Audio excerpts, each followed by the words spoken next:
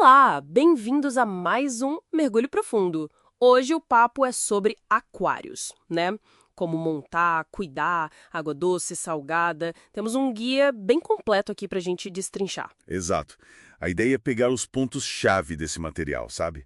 Um guia prático para quem está pensando em ter um aquário legal em casa, mas sem tropeçar nos erros mais comuns. Ótimo. E o guia já começa com a pergunta, né? Água salgada ou doce? Parece que a doce é mais, digamos, tranquila para começar, mas barata também. Geralmente sim.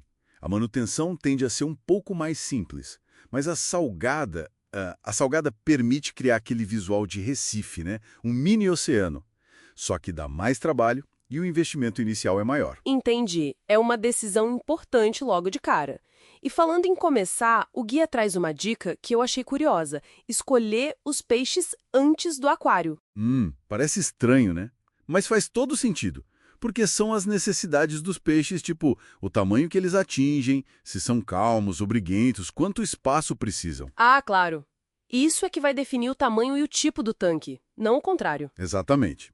O guia até sugere uns peixes para iniciantes, tipo donzelas e moles para água salgada, e o clássico peixinho dourado para água doce. Mas com um alerta importante sobre o dourado, né? Nada daqueles aquários redondos minúsculos. Ele precisa de espaço de verdade. Precisa, sim. E não é só o espaço. A compatibilidade é crucial.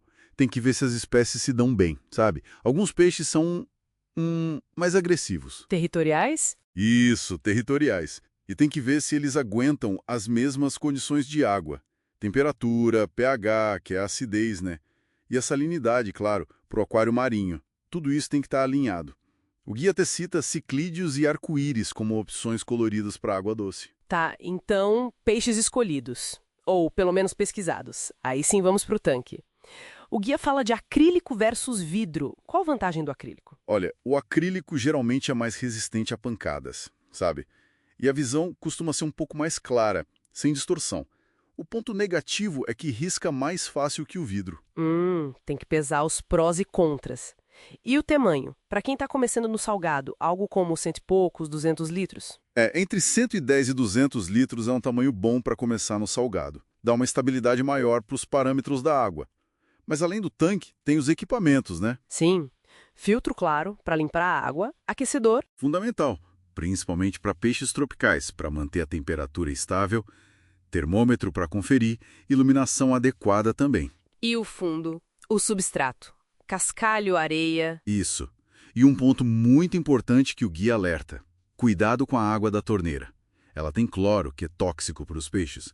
Precisa usar um produto para neutralizar isso. Ah, bem lembrado. Agora, uma parte que parece ser super importante no guia é sobre colocar os peixes no aquário. Eles falam para ir devagar. Por quê? Essa é a parte biológica da coisa, talvez a mais crítica. É o famoso ciclo do nitrogênio. Ciclo do nitrogênio. Explique isso melhor. É assim, os peixes produzem amônia pela respiração e pelas fezes, e a amônia é muito tóxica para eles. Aí entram em cena as bactérias benéficas. As bactérias do bem. Exato. Elas precisam colonizar o filtro, o substrato. Primeiro, um grupo converte a amônia em nitrito.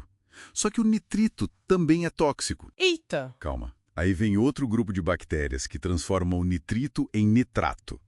O nitrato já é bem menos prejudicial e as plantas ou algas até consomem um pouco. Esse processo todo de formar essas colônias de bactérias Leva tempo, né? A tal da ciclagem. leva semanas. Por isso não dá para colocar um monte de peixe de uma vez. O sistema não aguenta, a amônia dispara.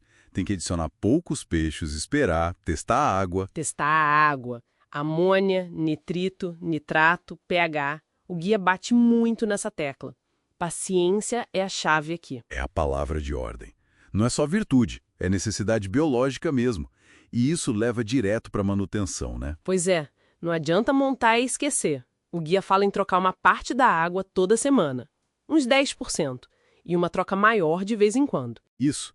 Trocas parciais regulares são essenciais para diluir o nitrato e repor elementos. Limpar as algas também, se aparecerem, que às vezes é sinal de luz demais ou nutrientes sobrando. E ficar de olho no filtro, nos equipamentos. Precisamente. É um compromisso, sim. Mas olha, quando você entende o processo e cria uma rotina, Vira um prazer, sabe? Ver aquele pequeno ecossistema funcionando bem. Conhecer bem os peixes que você escolheu ajuda muito. Nossa, quanta coisa envolvida. Fica claro que ter um aquário bonito é muito mais do que só decorar a sala. É tipo cultivar um mundinho ali, né? Exige pesquisa, paciência. Exatamente.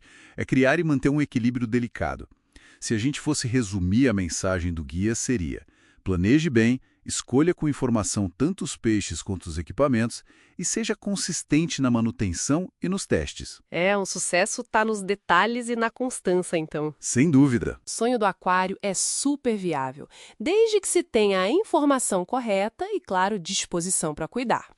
E fica aquela pergunta no ar, né? Quando a gente recria um habitat assim, em miniatura, o que será que a gente acaba descobrindo de mais surpreendente sobre a vida aquática? Sobre como tudo está conectado? Algo para a gente pensar. Uma ótima reflexão. Até o próximo mergulho, pessoal!